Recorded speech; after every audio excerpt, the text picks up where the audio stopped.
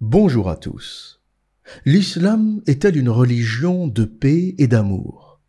Nous avons pris l'habitude, après chaque attentat, après chaque crime atroce commis par une personne se revendiquant d'un groupe islamique ou de l'islam tout simplement, Charlie Hebdo, le Bataclan, Samuel Paty, de voir défiler sur les plateaux télé les imams, les hommes de la foi islamique et les chalgoumis de ce monde, avec toujours le même slogan: ce n'est pas ça l'islam, ce n'est pas le vrai islam. L'islam n'a jamais incité à la violence, au meurtre, à la décapitation, etc. Cependant, vous aurez remarqué quelque chose. Les imams et autres chalgoumis de ce monde ne parlent jamais des textes islamiques. Ils sortent un baratin bien rodé de la religion de paix et d'amour, mais jamais ils ne révèlent au monde ce que disent les textes islamiques, ce que dit le Coran, les exégèses, les tafassirs, les hadiths au sujet des mécréants, des koufars, des impies, des athées, ainsi que le traitement qui leur est réservé. Parce qu'avant tout, ce qu'on appelle islam, c'est un corpus de textes, des textes clairs, précis, aussi précis qu'un texte de loi, aussi précis qu'un code civil, avec des consignes claires pour son application. Et la question légitime que l'on devrait tous se poser est la suivante. Pourquoi les imams cachent ces textes? Qu'y a-t-il dans les textes islamiques, dans le Coran, pour autant dissimuler, pour autant cacher leur contenu? Eh bien, mes amis, c'est ce que nous allons faire aujourd'hui. Aujourd'hui, nous allons ouvrir le Coran et le lire. Nous allons cesser d'écouter ce que disent les uns et les autres, et nous allons lire la parole d'Allah telle que révélée, noir sur blanc, afin de comprendre par nous-mêmes si Allah, le Dieu de l'islam, l'auteur de ce livre, le Coran, est un Dieu de paix et d'amour, ou, au contraire, un Dieu violent, terrifiant, un Dieu de la guerre, un Dieu de la mort. Et pour ce faire, on va passer en revue les versets de l'épée, réputés pour être les plus violents et les plus sanguinaires du Coran. Ces mêmes versets dont s'inspirent Daesh, l'État islamique et tous les apprentis terroristes des banlieues françaises, belges, britanniques pour passer à l'acte. Et nous allons constater par nous-mêmes si ces extrémistes ont une vision radicale de l'islam ou si, au contraire, ils ne font qu'appliquer la parole d'Allah, le créateur de l'univers, et de son prophète Muhammad sallallahu alayhi wa sallam. Mes amis, vous connaissez la coutume. À ce moment de la vidéo, il est temps d'aller vous chercher un peu de gazouze, un peu de limonade, un thé, un café, votre pâte à tartiner al-morjan, et installez-vous confortablement. Car aujourd'hui, nous allons lire ce que Allah a ordonné. Pour commencer, nous allons lire un verset du Coran, une ayat connue comme l'un des versets de l'épée, le verset favori des terroristes, le plus violent du Coran aussi, le verset 5 de la sourate 9, At-Tawbah, la repentance. Et voilà ce que nous dit ce verset, un verset bien sûr de la religion de la paix. Sourate 9, verset 5. Après que les mois sacrés expirent, tuez les associateurs où que vous les trouviez. Capturez-les, assiégez-les et guettez-les dans toute embuscade. Si ensuite ils se repentent, accomplissent la salat et acquittent la zakat, alors laissez-leur la voie libre, car Dieu est pardonneur et miséricordieux. Tout d'abord, vous noterez que ce verset commence par « après que les mois sacrés expirent ». Quels sont ces mois sacrés? Une question qui a troublé les savants de l'islam qui n'arrivaient pas à comprendre l'origine de ces mois sacrés. Ibn Jarir a dit qu'il s'agit des 4 mois cités dans ce verset. 4 de ces mois sont sacrés, voilà la vérité. Coran 9, verset 36. Mais en réalité, ce que les savants musulmans ont tenté de cacher est que les mois sacrés, Ashhur al-Hurum, était une trêve païenne. C'était 4 mois pendant lesquels les tribus de la Mecque et de Médine, et des environs, ne devaient pas combattre. Pendant ces mois, les combats et les guerres étaient interdits en vertu des coutumes religieuses et sociales partagées par les Arabes païens.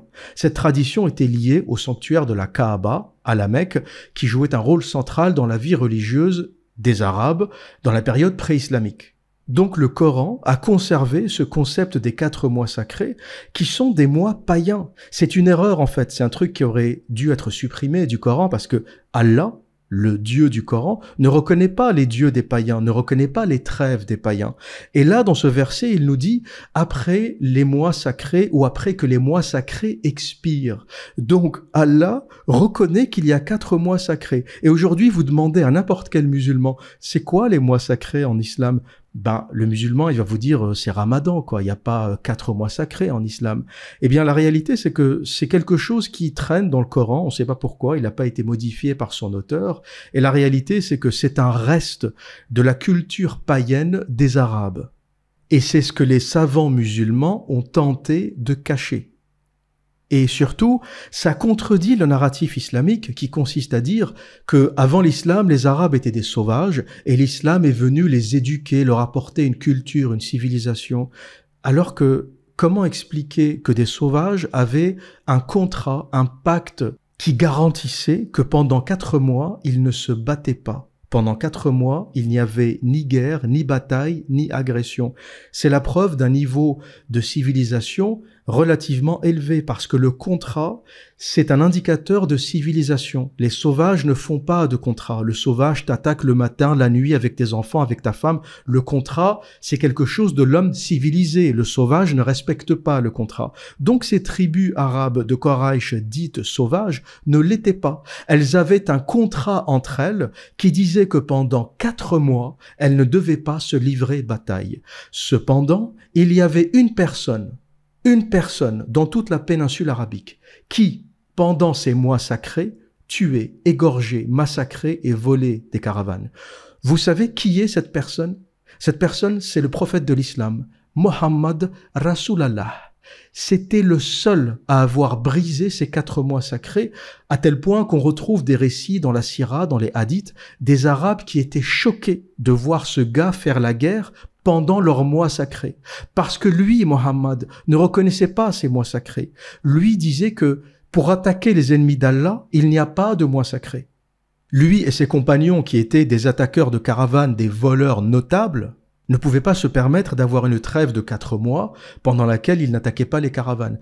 Donc ils ont rompu ce pacte, ils ont attaqué les caravanes des Qurayshites pendant ces mois sacrés, avec bien sûr la justification du djihad. Voilà pourquoi Mohammed invente la notion du djihad. C'est pour pouvoir tuer et piller avec l'alibi de la religion, du message divin. L'islam n'a été qu'un outil pour Mohammed le brigand d'exercer sa violence avec un alibi divin. C'est son ami imaginaire, Allah, qui lui a demandé de livrer bataille contre des Qurayshites innocents qui ne l'ont jamais attaqué. Le seul voleur, le seul pilleur de cette époque, c'était lui. Dans cette région, en tout cas. Donc, premier point à comprendre et premier point que nous révèle ce verset, cette erreur qui est restée dans le Coran, cet oubli après que les mois sacrés expirent, tuer les associateurs où que vous les trouviez, eh bien, ça prouve que l'argument des Arabes sauvages est faux. Les Arabes avaient un contrat entre eux. Pendant 4 mois, ils ne s'attaquaient pas. Et l'islam est venu empirer la situation du monde arabe. Le monde arabe, avant l'islam, n'était pas un monde de la Jahiliya, comme on le raconte. C'était d'abord un monde chrétien, largement christianisé. Avant l'islam, la majorité des Égyptiens étaient coptes, ils étaient chrétiens. La majorité des Libanais, des Syriens, des Irakiens étaient chrétiens. Avant l'islam, les Arabes étaient des chrétiens éduqués. Le mythe de l'islam qui est venu éduquer les sauvages est faux, c'est un mensonge. Et cette sourate en est la preuve. Maintenant qu'on a expliqué cette petite incohérence des 4 mois sacrés dans ce verset, voilà ce que nous dit le tafsir d'Ibn Kathir au sujet de la suite. Tuez les associateurs où que vous les trouviez. Ibn Kathir nous dit, après cette période terminée, donc les 4 mois sacrés, l'ordre de combattre les idolâtres fut donné. Combattez les idolâtres ou les associateurs partout où vous les trouverez, sans distinction entre un pays et un autre. Toutefois, il y a une exception qui est la maison sacrée, selon ce verset. Ne les combattez pas dans l'oratoire sacré, à moins qu'ils ne vous y attaquent. S'ils vous attaquent, tuez-les. Coran 2, 191, la sourate Al-Baqarah, verset 191. D'ailleurs, vous voyez que Ibn Kathir utilise tantôt les idolâtres, tantôt les associateurs, mais en réalité, comme on l'a vu et expliqué dans la partie historique, l'analyse historico-critique de l'islam que j'ai fait dans les épisodes précédents, les idolâtres de la Mecque, c'est aussi une invention. En réalité, les Mécois étaient des chrétiens. Il y avait certains païens, mais Médine et la Mecque étaient largement christianisés, il y avait des juifs et des chrétiens, et donc en réalité les idolâtres qui étaient combattus, c'était les associateurs, et les associateurs c'était les chrétiens qui associaient à Dieu, Jésus et le Saint-Esprit, le Fils et le Saint-Esprit. Donc en général, lorsqu'on lit associateurs idolâtres dans le Coran, ce qu'il s'agit de combattre en réalité, c'est tantôt les juifs, tantôt les chrétiens. Ce mythe des Arabes païens est faux. La majorité de la péninsule arabique était largement christianisée à cette époque. Le tafsir continue, le repentir de ces idolâtres, comme a dit Anas, consiste à renier leur Dieu, à adorer le Seigneur, à faire la prière et à verser la zakat. Dieu a dit à leur propos dans un autre verset, s'ils se soumettent, s'ils observent la prière et s'ils paient la dîme, ce sont vos frères en religion. Donc là, vous aurez compris que selon le Coran, on ne laisse pas la vie à n'importe qui. On ne laisse la vie. Le verset qui dit « tuez-les où que vous les trouviez », à la fin finit par « et ensuite, s'ils se repentent, accomplissent la salat, la prière et acquittent la zakat, alors laissez-leur la voie libre ». Et selon les interprétations, cette zakat, c'est aussi la dîme, c'est-à-dire que lorsqu'on vit sous domination musulmane, lorsqu'on vit sous le calife, on paye un impôt pour le fait de ne pas être musulman. On paye un impôt parce qu'on n'est pas musulman. En fait, l'islam est une religion raciste. Imaginez si en France, on avait ce type de loi. Par exemple, une loi qui imposerait des impôts aux musulmans et les chrétiens ne devraient pas payer d'impôts, par exemple. Imaginez ce que diraient les musulmans aujourd'hui.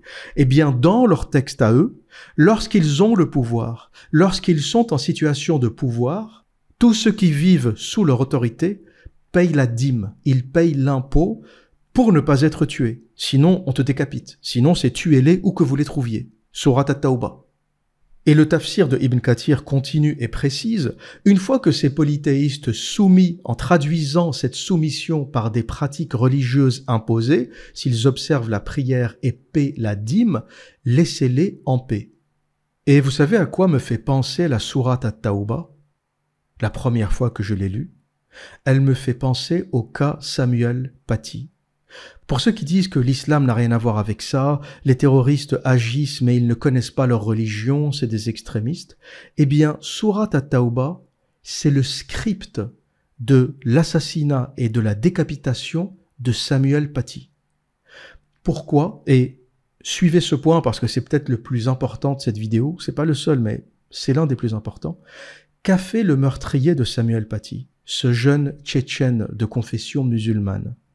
Il a fait quoi? Rappelez-vous ce que nous dit Surat at-Tawbah, ce qu'elle demande aux fidèles, aux musulmans. Tuez les associateurs où que vous les trouviez. Capturez-les, assiégez-les et guettez-les dans toute embuscade. C'est exactement ce qu'a fait son meurtrier. Il l'a guetté devant son collège, il l'a carrément assiégé, il lui a tendu une embuscade en pleine rue, il l'a égorgé, il l'a décapité. Pour ceux qui disent que les textes islamiques n'ont rien à voir avec le terrorisme, Surat at-Tawbah, c'est mot pour mot l'ordre de tuer Samuel Paty.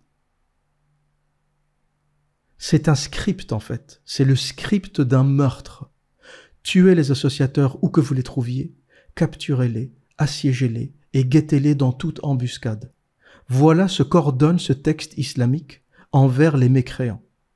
Et dans mécréants, vous pouvez inclure chrétiens, juifs, bouddhistes, les autres religions, les musulmans qui ont quitté l'islam, les apostats, tous ceux qui ne se revendiquent plus de l'islam, voici leur traitement.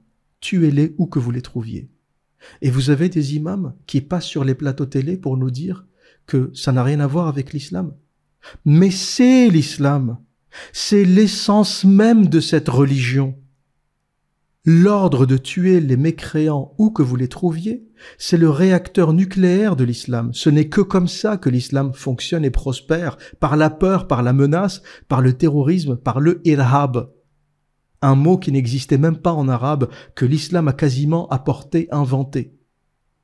Et pour ceux qui ont suivi l'affaire Samuel Paty, c'est un enseignant qui a été décapité en pleine rue pour avoir montré dans sa classe, dans le cadre d'un cours sur l'éducation civique, des caricatures du prophète. Il y a un très bon reportage BFM TV qui en parle. Je pensais jamais dire dans la même phrase bon reportage et BFM TV, mais là pour le coup, le reportage qu'ils ont fait sur la séquence qui a mené au drame, à la mort de Samuel Paty, est excellent. C'est une information qui tombe à l'instant. On apprend qu'un homme a été décapité en région parisienne. Il avait 47 ans, un attentat terroriste islamiste selon Emmanuel Macron. L'assaillant a été tué quelques minutes plus tard par la police. L'émotion immense dès l'annonce de cet assassinat à Conflans-Sainte-Honorine dans les Yvelines, dans un quartier réputé tranquille. La communauté éducative est sous le choc. Le 16 octobre 2020, Samuel Paty, un professeur d'histoire, est décapité en pleine rue. Et ce qui s'est passé après cet épisode des caricatures montrées en classe, c'est que la communauté musulmane de France a monté ça en mayonnaise sur la base d'un mensonge d'une collégienne et de son père musulman radicalisé, ancien délinquant. Le père n'a cessé de diaboliser Samuel Paty, de le relayer sur ses réseaux, Facebook, WhatsApp, de le traiter de raciste, d'islamophobe, d'expliquer que c'est un danger, qu'il faut en finir. Il est allé au collège pour demander la démission de Samuel Paty. Il l'a harcelé. Tous les messages ont bien sûr été relayés par la communauté musulmane, tweetés, retweetés, diffusés, partagés. T'as des gens qui appelaient le collège pour menacer les autres enseignants. Ouais, bonjour le collège de racistes. On a des infos sur vous, hein. On va s'occuper de votre Paty, d'accord? De votre collège et puis de votre professeur d'histoire, là. Si vous faites pas quelque chose rapidement, il va en prendre plein la gueule et votre collège aussi. Franchement, faites le nécessaire. Et rapidement. Parce que sinon on va s'occuper de lui. Moi je viens du sud. On est de Montpellier. Vous voyez que ça nous concerne. Même si on est loin, on peut agir. On est clairement sur des menaces. On va avoir des menaces de punition, on va avoir des menaces de mort. Que ça soit pour Samuel Paty ou pour l'équipe en fait. On a tous été atteints par la peur. Il y avait beaucoup de collègues qui étaient vraiment en panique. Qui étaient en pleurs, qui ne pouvaient pas faire cours. On est vraiment dans l'interrogation de savoir ce qui va se passer. Est-ce que ça va pouvoir se calmer ou pas? Et bien sûr, dans toute cette boucle de messages et de partage et de harcèlement, eh bien, le jeune Tchétchène, déjà radicalisé, est tombé sur cette chaîne de messages. Et il a décidé de passer à l'acte pour venger le prophète. Et pour ce faire, il a guetté Samuel Paty, ce jeune Tchétchène a guetté Samuel Paty pendant plusieurs semaines devant son école. Alors je dis Tchétchène, il est français, hein, il est d'origine tchétchène, mais il est arrivé en France à l'âge de 6 ans, et il est tout à fait français. Il parle français, il a grandi en France, c'est un Français. Il n'a de Tchétchène que l'origine et la génétique et la culture musulmane éventuellement. Et ce qu'il a fait, c'est qu'il a attendu Samuel Paty, il a demandé à des élèves de lui montrer le prof, il demandait aux gamins, tiens, je te donne 100 €, montre-moi le prof. T'en as qui ont refusé parce qu'ils ont compris qu'il y avait un problème, mais t'en as qui ont accepté. Et à un moment, t'as un élève qui lui dit, voilà, c'est lui.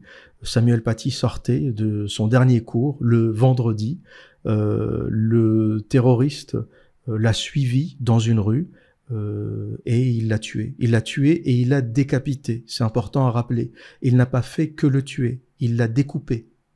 Pour vous dire le niveau de violence, de dérèglement psychologique, d'endoctrinement, de folie. Et quitte à me répéter, ce qu'il a fait, c'est exécuter Surat at-Tawbah mot par mot. Surat at-Tawbah, c'est un script. C'est une sourate qui t'explique comment tu traites les mécréants. Il a guetté Samuel Paty, il lui a tendu une embuscade, il l'a assiégé devant son école, il l'a capturé et il l'a décapité. Surat at-Tawbah, verset 5. Tuez les associateurs où que vous les trouviez, capturez-les, assiégez-les, guettez-les dans toute embuscade. D'où le terrorisme n'a rien à voir avec l'islam. Vous êtes des menteurs. Les gens qui disent ça, les gens qui parlent de religion d'amour, vous êtes des menteurs. Vous avez en face de vous un script qui appelle au meurtre. C'est quoi cette religion de la paix dont vous parlez? Jusqu'à quand vous allez mentir? Jusqu'à quand vous allez prendre les gens pour des cons? Jusqu'à quand vous allez passer sur les plateaux télé pour mentir ouvertement? Vous êtes des menteurs. Et je voulais parler, avant de continuer avec l'analyse des autres versets violents, les autres versets de la mort, les autres versets de l'épée, je voulais parler du doxing qui a mené à la décapitation de Samuel Paty. On dit souvent qu'il ne faut pas faire d'amalgame, les musulmans n'ont rien à voir avec l'islam, les musulmans n'ont rien à voir avec les textes. Mais je pense que à un moment, cet argument va craquer, cet argument va lâcher.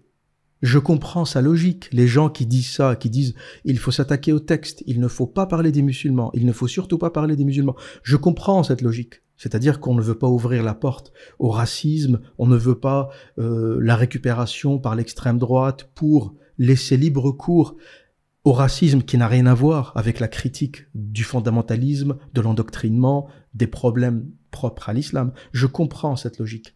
Par contre, je prédis que ça ne va pas tenir. Je prédis que pour le moment, très bien, c'est un bon début, s'attaquer au texte, mais ne pas parler des musulmans pour éviter justement les débordements et le racisme. Mais ça ne vient pas de moi et ça ne tient pas à moi. Je vous dis simplement que ça va craquer. Pourquoi? Pourquoi? Parce qu'un texte n'existe que parce qu'il est porté par des individus.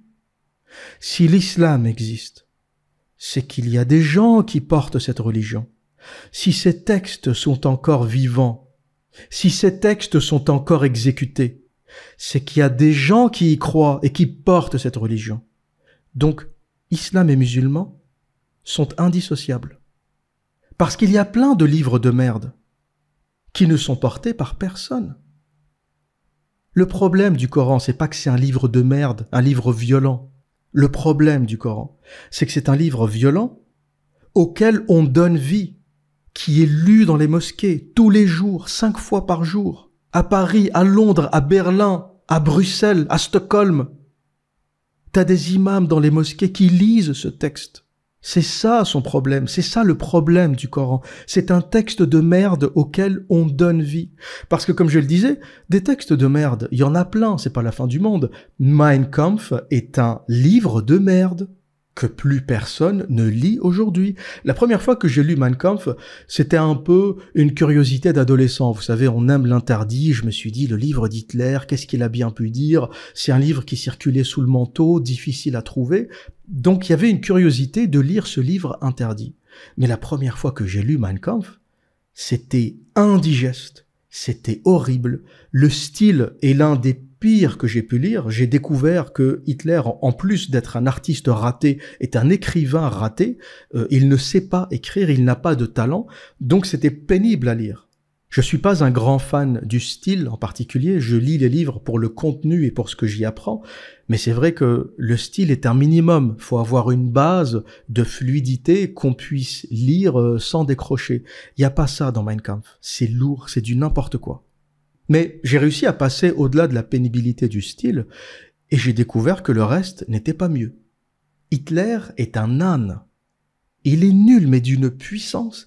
Il essaye de faire de la biologie pour parler des races, mais il ne maîtrise ni la biologie ni la génétique. Il essaye de faire du darwinisme en parlant des plantes, en faisant le parallèle entre les plantes et les races humaines, l'évolution. Mais c'est n'importe quoi, ça part dans tous les sens. Il essaye de faire de l'histoire, de l'anthropologie, mais c'est pas mieux. Il essaye de faire de l'économie, c'est de la merde. Le mec est nul. Et c'est pour ça qu'il ne faut pas interdire ce livre. Les gens qui veulent interdire Mein Kampf parce que c'est le livre d'Hitler, c'est une erreur. Il faut laisser circuler ce livre pour que les gens se rendent compte à quel point c'est de la merde. Quand le livre était interdit, personne ne l'a lu, il y avait une espèce de mythe. Ah, il est interdit. L'élite, l'oligarchie ne veut pas qu'on lise ce livre. Et les élites qui ont interdit ce livre ont fait une erreur. Il fallait le laisser ouvert pour qu'on puisse lire la merde que c'est. Voilà pourquoi je suis contre l'interdiction. Il faut laisser circuler les idées. C'est comme ça qu'on sait qu'elles sont absurdes. Et paradoxalement, Mein Kampf n'a jamais été aussi peu populaire que depuis qu'il est disponible. Maintenant, il est disponible sur Amazon, il y a des magasins qui le vendent, etc. Plus personne ne l'achète, à part quelques curieux ou à part la recherche historique. Mais depuis qu'il est disponible à tout le monde, personne ne l'achète. Voilà pourquoi il est important d'ouvrir les livres de merde, d'ouvrir les livres de nazis, de dictateurs, de tout ce qu'on veut, pour justement dévoiler au monde la merde que c'est. Donc, des livres de merde qui sont autorisés et qui circulent, il y en a plein. Sauf que plus personne ne se revendique de ces livres. À part 2-3 tarés, plus personne ne se revendique de Mein Kampf et de Hitler. Le problème du Coran, comme je l'ai dit, est que c'est un livre de merde que personne ne critique. Les gens, les journalistes ont peur de le critiquer. Ils ont peur de dire que c'est un livre de merde. Il y a des gens qui ont critiqué ma chaîne. Il y a un gauchiste, je sais plus c'est quoi le nom de sa chaîne, il a fait toute une vidéo pour me critiquer sur la question des femmes russes. C'est tout ce qu'il a trouvé, tu vois. J'avais dit à plusieurs reprises que j'ai une préférence pour les femmes slaves. J'ai le droit d'aimer les femmes slaves. Pourquoi vous voulez m'interdire ça? Le gars, il a fait une fixette sur ça. Mais à aucun moment, il n'a parlé de ma série sur l'islam. Il était censé faire une analyse critique de ma chaîne, tu vois, l'observateur, qu'est-ce qu'il dit, il raconte n'importe quoi. À aucun moment, il n'a touché à l'islam. Parce que cette petite salope gauchiste qui m'écoute, je sais qu'elle m'écoute parce qu'elle a fait une analyse détaillée de ma chaîne, mais en évitant de parler de la question islam. Donc toi, petite gauchiste qui m'écoute, je sais que tu m'écoutes, ouvre grand tes oreilles. T'as pas voulu toucher à l'islam. T'as pas parlé de ma critique de l'islam. Pourquoi t'as pas voulu y toucher? T'as plus de courage?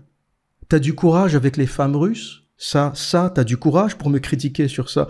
T'as du courage pour dire, l'observateur, il n'aime que les femmes russes. Il aime pas les autres femmes. Ça, t'as du courage. Le gossip, les conneries, t'as du courage. Essaye d'ouvrir ta gueule sur l'islam.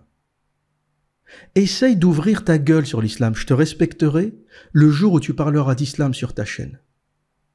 Voilà pourquoi on me dit souvent, l'observateur t'exagère avec les gauchistes, je suis de sensibilité gauchiste, je me sens visé à chaque fois que tu parles. Je sais ce qu'il y a dans la tête des gauchistes, voilà pourquoi je les méprise. Je sais ce qu'il y a dans leur ADN, voilà pourquoi je les méprise. Je sais de quoi est fait le gauchiste, voilà pourquoi je le méprise. Et voilà ce qui fait que le Coran continue à vivre. Les gens ont peur de l'ouvrir et de le critiquer, et de dénoncer toute la merde qui s'y trouve, toute la merde qu'il y a à l'intérieur. Et si ce texte continue d'exister, c'est parce qu'il est porté par des humains. Il est porté par une communauté. Il est porté par une partie de la communauté musulmane. Je dis une partie parce que beaucoup de musulmans sont des musulmans culturels. Ils n'ont de musulmans que le nom. J'ai un pote qui s'appelle Mohamed. Les trucs qu'on a fait ensemble, si Allah existe, il va en enfer direct. On est sortis, on a bu, on a baisé des gonzesses ensemble. Il n'a de musulmans que la culture ou le prénom, et la majorité des musulmans sont comme ça. Il n'y a qu'une poignée qui est vraiment radicalisée. La majorité de ce qu'on appelle musulmans sont des musulmans culturels qui ont hérité ça de leurs parents. Mais dans leur pratique, ils font pas le ramadan, ils sortent, ils fument, ils font des chichas, des trucs, ils baissent des meufs. Ils ont rien de musulmans en réalité. Et pour revenir au doxing, la mort de Samuel Paty a été un travail collectif et communautaire.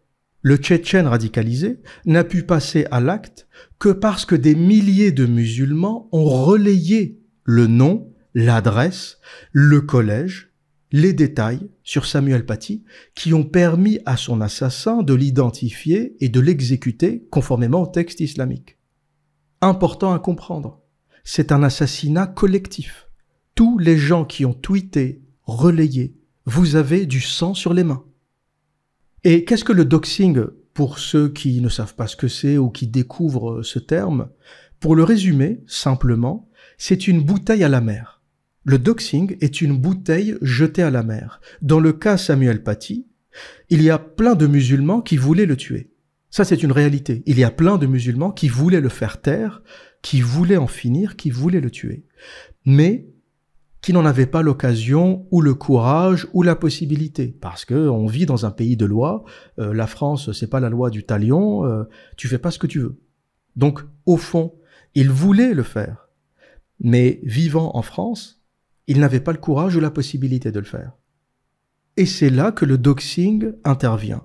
Le schéma du doxing, c'est « ce prof a montré des caricatures du prophète. Ça ne me plaît pas, je veux en finir, il a sali notre prophète. Mais j'ai pas le courage de passer à l'action. Qu'est-ce que je vais faire?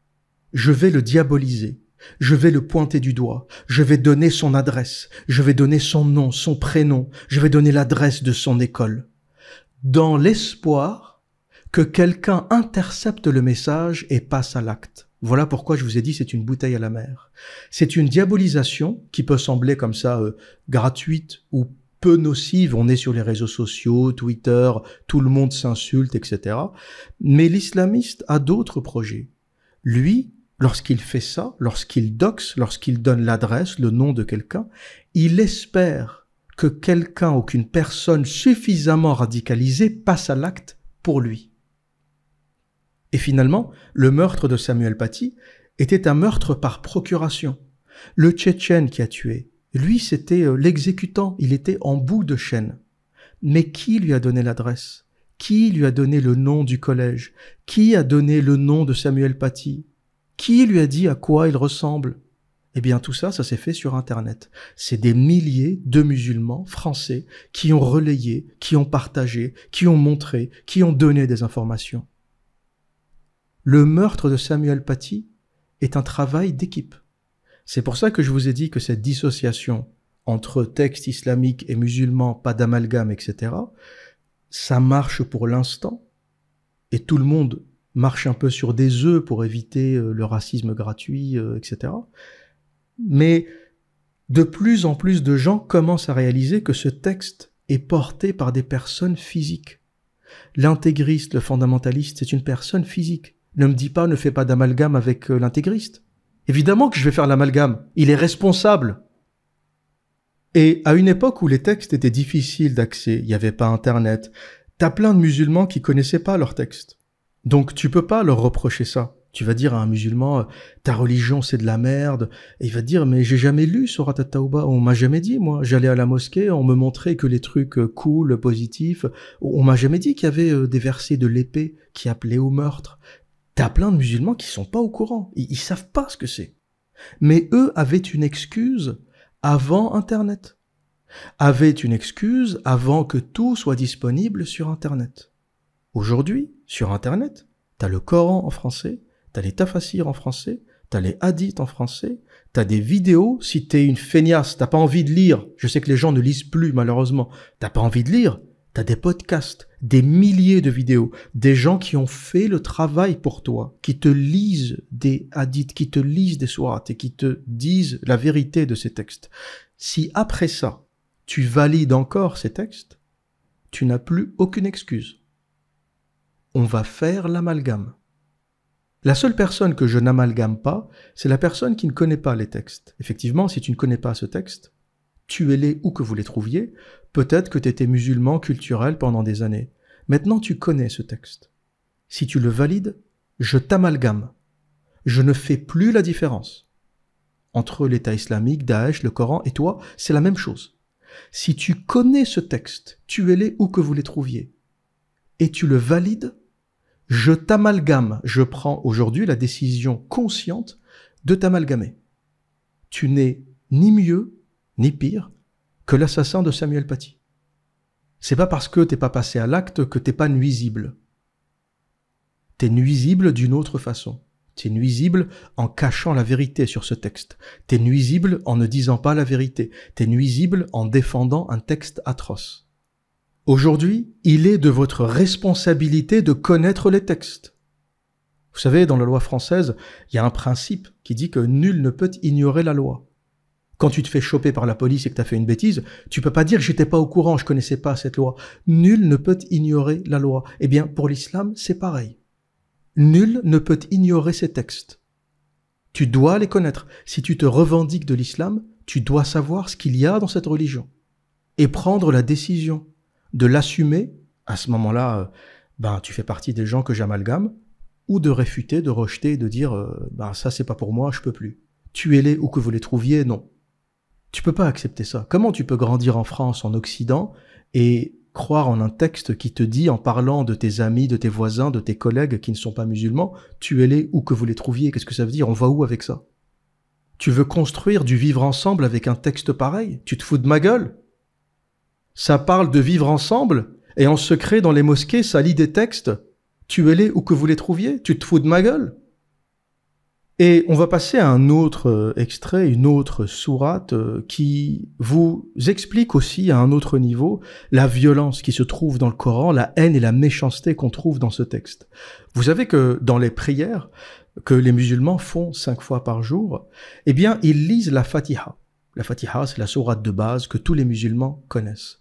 Par contre, ils sont peu nombreux à savoir qu'à la fin de cette sourate, il y a un appel à la détestation du juif et du chrétien. Et plus spécifiquement, le verset 7, le dernier, qui nous dit « Le chemin de ceux envers qui tu t'es montré généreux, non le chemin de ceux qui ont encouru ta colère, non le chemin des égarés. » Et que nous dit le tafsir, l'explication, l'exégèse de ce verset, tafsir de Ibn Kathir? Ce verset de la sourate distingue le chemin des vertueux que Dieu a comblé de ses bienfaits de celui de ceux qui encourent la colère de Dieu, qui sont dans l'égarement et qui ne sont plus dirigés vers la vérité. Selon les interprétations des exégèses, les premiers sont les Juifs, d'après ce verset.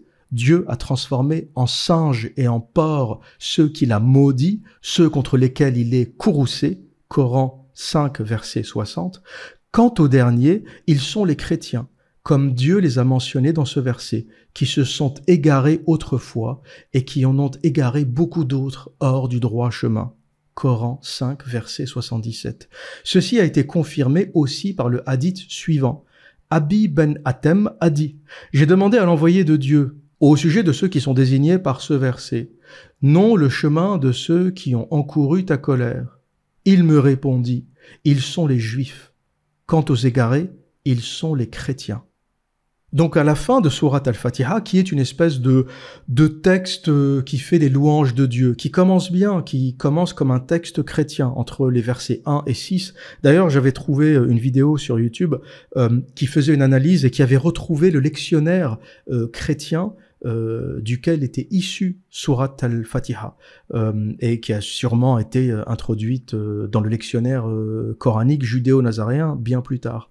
Mais cette dernière partie a certainement été ajoutée. Non le chemin de ceux qui ont encouru ta colère, non le chemin des égarés. C'est-à-dire que c'est une sourate que les fidèles lisent pour dire à Dieu, montre-nous le bon chemin, etc., mais qui finit à la fin en excluant les chrétiens et les juifs.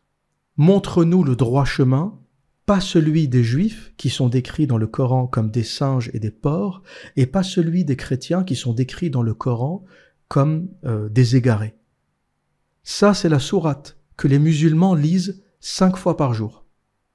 Je vous invite à lire le tafsir du verset 7 de Sourate Al-Fatiha. Et ça nous parle de vivre ensemble. Vous êtes fous, les mecs. Il y a de la haine du début à la fin dans le Coran. Et vous parlez de vivre ensemble. Non le chemin de ceux qui ont encouru ta colère, les juifs, qui sont qualifiés encore une fois de singes et de porcs, et non le chemin des égarés, qui sont les chrétiens, clairement expliqué dans le tafsir. Parce que la Trinité, parce que ils ne croient pas au tawhid, l'unicité, et ça on va en parler un peu plus tard dans ce podcast. Mais avant ça, on va passer à un autre verset de l'épée, un autre verset qui appelle au meurtre, hein, vous savez, il y en a une douzaine dans le Coran, hein, c'est tartiné un peu partout. C'est la sourate Al-Maïda, celle-là elle est gratinée. Hein. Elle est gratinée, préparez-vous, j'espère que café, cacahuètes, tout ça, c'est devant vous. Hein. On va lire Sourate Al-Maïda, la table, verset 33. Écoutez bien ce que nous dit Allah, le créateur de l'univers, le Dieu de paix et d'amour. La récompense de ceux qui font la guerre contre Dieu et son messager, et qui s'efforcent de semer la corruption sur la terre, c'est qu'ils soient tués, ou crucifiés, ou que soient coupées leurs mains et leurs jambes opposées, ou qu'ils soient expulsés du pays. Ce sera pour eux l'ignominie ici-bas et dans l'au-delà, et il y aura pour eux un énorme châtiment. Vous imaginez la violence de ce truc? la récompense de ceux qui font la guerre contre Dieu et son messager. Donc les critiques de l'islam, les critiques du prophète, les apostats, les chrétiens, les juifs, les non-croyants, tous ceux qui s'opposent au texte islamique, cette sourate nous dit, ils doivent être tués ou crucifiés, ou que soient coupées leurs mains et leurs jambes opposées. Ce Dieu est un sadique. Vous imaginez le détail? Si c'était un violent généraliste, il aurait dit que soient coupées leurs mains et leurs pieds, tu vois, c'est assez violent. Mais il précise, c'est une religion de sadiques, que soient coupées leurs mains et leurs jambes opposées. Le délire, quand j'ai lu ça, je me suis dit, mais c'est un malade. Le gars qui a écrit ce texte, c'est un psychopathe, parce que déjà qu'il soit tué, c'est suffisant. Une condamnation à mort, ça devrait vous suffire. Eh ben non. Le créateur de l'univers, il te dit, tu choisis. Tu choisis ta torture. Il te donne des outils, tu fais comme tu veux. Tu fais comme tu veux. Daesh, l'État islamique, il se régale. T'imagines, ils ont ces textes. Les mecs, c'est des psychopathes à la base. Moi, je pense qu'en fait, que beaucoup des terroristes sont déjà des malades à la base. Ils ont déjà envie de tuer, c'est déjà des psychopathes à l'américaine. Sauf que ils n'ont pas trouvé de véhicule, ils n'ont pas trouvé d'outils pour exprimer cette psychopathie. Ils tombent sur le Coran, c'est un festival. Un psychopathe qui tombe sur le Coran, t'imagines, c'est une religion qui l'autorise à tuer. Pas étonnant que ça devienne un refuge de psychopathes et de malades et de sadiques. Je suis certain qu'il y a plein de sadiques, de malades, de psychopathes qui ne croient même pas à cette religion, mais qui l'ont utilisée comme support pour exprimer leur violence. Tu donnes ce truc à Hannibal Lecter. J'ai pris un personnage de fiction, mais tu prends Ted Bundy ou les grands tueurs en série américains, tu lui dis, regarde, il y a une religion qui te dit, t'as le droit de faire tout ça. Et en plus, tu vas aller au paradis. Soit tu les tues, soit tu les crucifies, soit tu leur coupes la main et leurs jambes opposées. Le rédacteur du Coran est un psychopathe en puissance. C'est un malade. Le calife qui a écrit ce truc, ça doit être une 7e dan en psychopathie. Et c'est ça qui est particulier dans le Coran, c'est qu'il y a volonté de faire souffrir. Ce n'est pas uniquement de punir au sens divin, un dieu qui punit, tu vois, il y en a, même dans la mythologie grecque, il y a des dieux méchants, des dieux qui punissent. Mais ce Dieu de l'islam, il n'a pas juste envie de punir. Il a envie d'exprimer une forme de sadisme, il a envie de torturer. C'est une espèce de petit vicieux. Allah, c'est une espèce de petit vicieux qui veut voir les hommes souffrir, sur terre et dans l'au-delà. C'est ça qui est dingue, parce que tes dieux attendent qu'il meure et tu le tortures dans l'au-delà. Pourquoi tu le tortures sur terre et dans l'au-delà? Ça n'a pas de sens, faut choisir. La raison pour laquelle les gens sont religieux, c'est qu'ils croient à une vie après la mort. Donc ils se disent, après la mort, il va se passer quelque chose, ou je serai jugé, ou je serai gratifié si j'ai fait de bonnes actions, ou je serai jugé si j'ai fait de mauvaises actions, je vais au paradis, en enfer, etc. Mais là, ce psychopathe, il veut que sur terre, on te coupe la main et le pied opposés, et en plus, que tu souffres en enfer. Et voilà ce que nous dit le tafsir de Ibn Kathir, parce que ça me régale, moi, les tafsirs. Quand je lis les exégèses, les explications, putain, bordel de merde. Voilà ce que nous dit le texte. Pour ceux qui font la guerre contre Dieu et contre son prophète, Dieu montre leur sort et leur rétribution en disant « Ceux qui sont en lutte ouverte contre Allah et son prophète, et qui, sur terre, jettent la discorde, mériteraient d'être mis à mort, ou être crucifiés, ou d'avoir une main et un pied coupés. » En sens inverse, là c'est mal traduit. En sens inverse, ça veut rien dire. Main et pied opposés, coupés. Ou encore, d'être bannis. Cette lutte consiste à mécroire.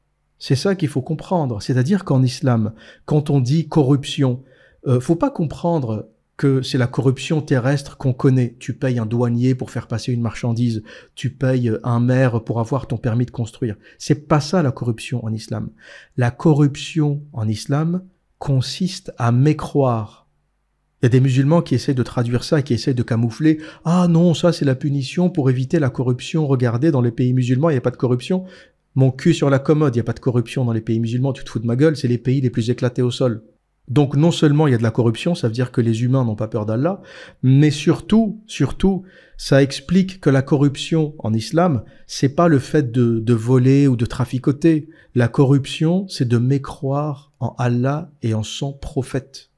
Ce que je fais là, par exemple, c'est de la corruption, selon l'islam, c'est de la corruption. Et le tafsir continue, mais la sanction qui est mentionnée s'applique aussi aux musulmans, s'ils commettent un crime ou jettent la discorde, ou luttent contre Dieu et son prophète. C'est-à-dire que même si tu es musulman, mais qu'à un moment tu fais une petite blague sur le prophète, il se peut que tu finisses comme ça, crucifié. Et un hadith de Al-Bukhari et de Muslim que je connais et qui est aussi cité dans le tafsir, rapporté d'après Anas ben Malek, raconte le récit suivant pour justement expliquer le contexte de cette sourate, comment elle est appliquée, de ce verset, etc.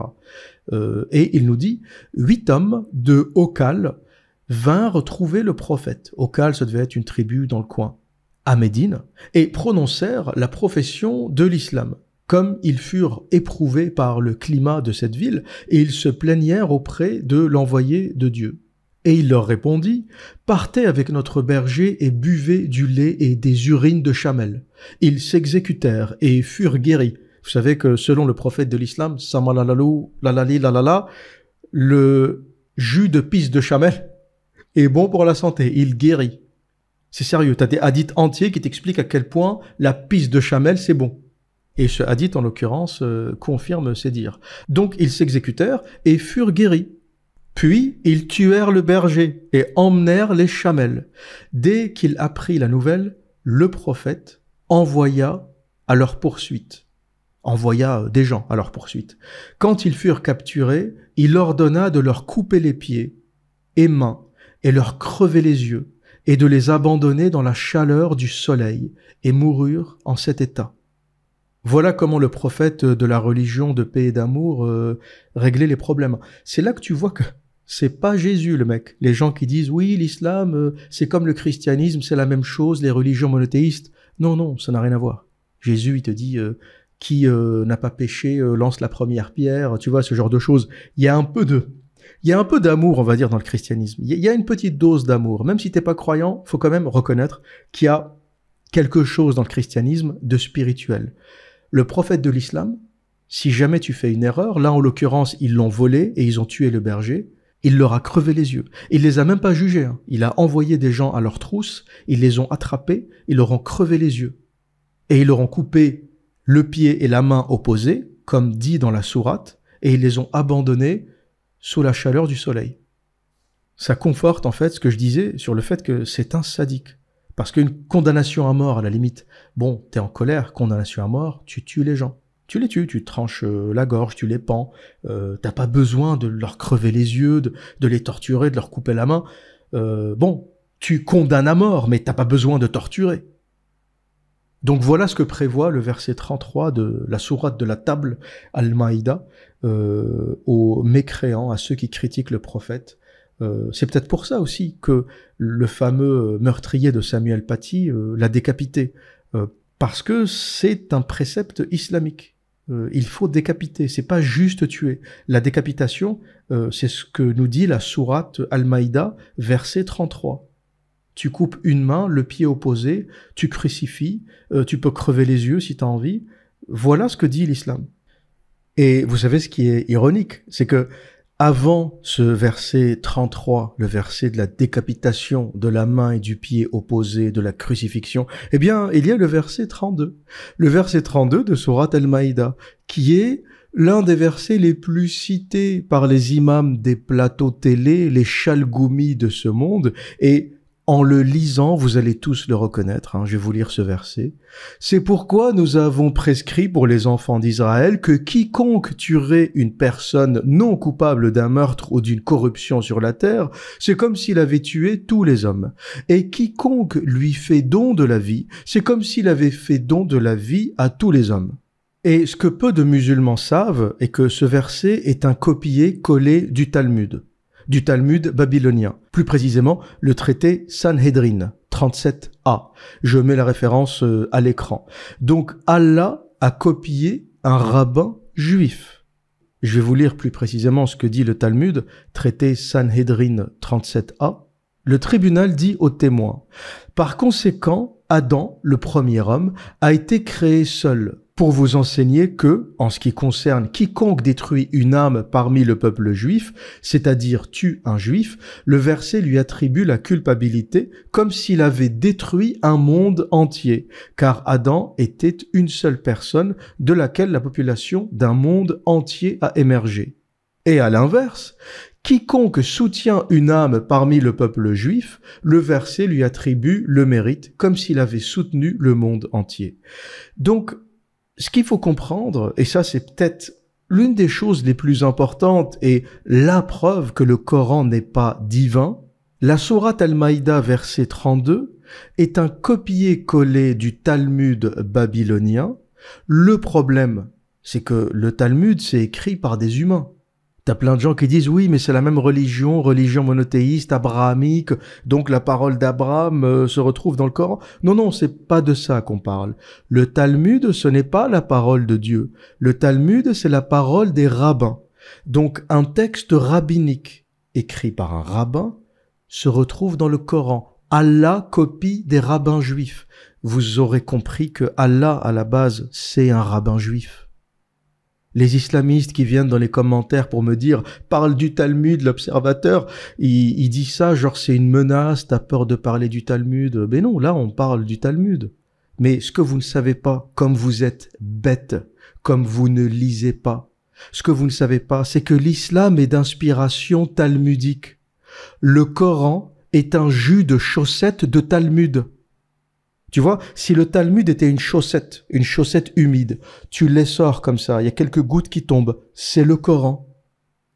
L'islam est peut-être même la création d'un rabbin juif converti au christianisme. C'est ce qu'on appelle les judéo-nazaréens. D'ailleurs, dans le Coran, on retrouve souvent l'appellation al-Yahoud ou an-Nasara, les juifs et les nazaréens.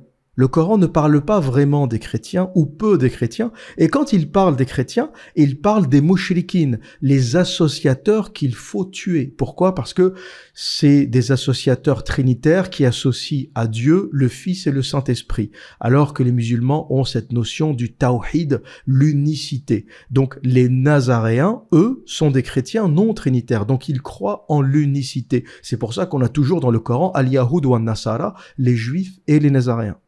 Et il y a tellement de passages du Talmud qui se retrouvent dans le Coran que l'hypothèse selon laquelle une tribu judéo-nazaréenne qui sont des juifs convertis au christianisme, mais un christianisme non trinitaire, ont écrit le Coran, cette hypothèse tient la route.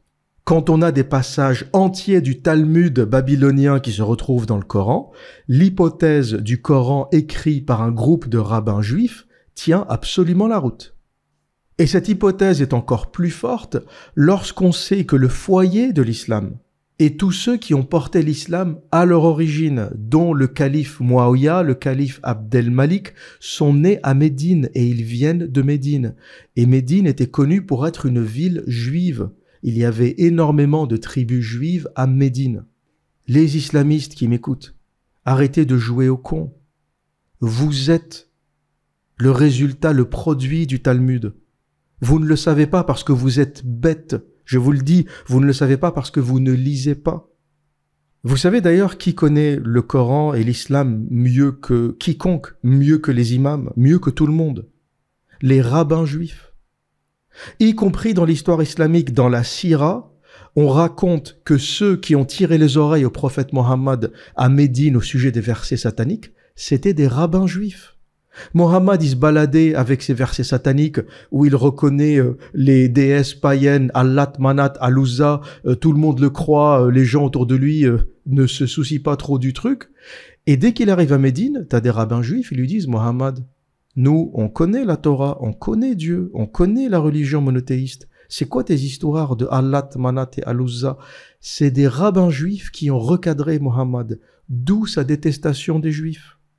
En tout cas, dans le narratif islamique, tout ça n'a rien d'historique. Mais dans la Sira, l'histoire du prophète, quand vous lisez la Sira de Ibn Hisham ou Ibn Ishaq, du début à la fin, c'est la bagarre du prophète de l'islam, Mohammed, et les juifs. Du début à la fin, c'est que ça.